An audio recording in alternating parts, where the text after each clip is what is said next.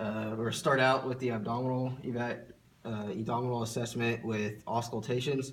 You're going to listen in each of the 4 quadrants that's divided at the belly button. In the upper right, you're listening for the stomach and the liver. In the lower right, you're listening for the intestines and the appendix.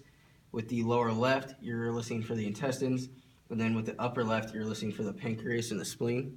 So I'd start out, and ideally you would do this on bare skin to get better sounds and better results.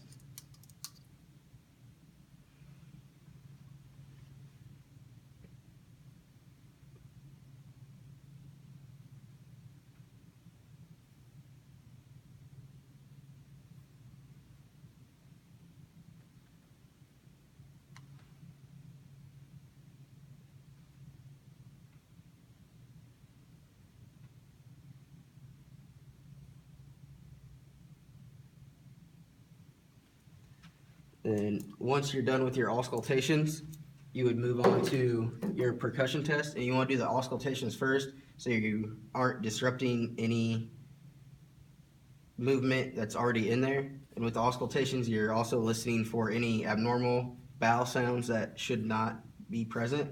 And so then when you move on to the percussion test, you would take your index and your middle finger and you'd place it on there in each of the 4 quadrants, and you would tap with your opposite index and middle finger, and you're listening for any sounds, any hollow or rigid sounds or solid sounds that should not be there, should not be present.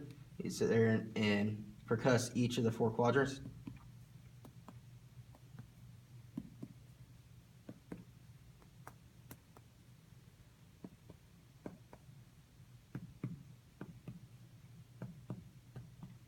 Okay, and once you're done with the percussion testing, you would move on to the palpation section.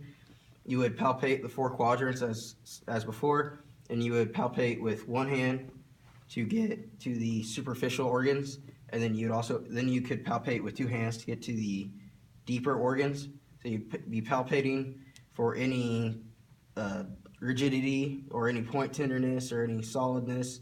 Then you'd also be palpating for any abnormal lumps that should not be present.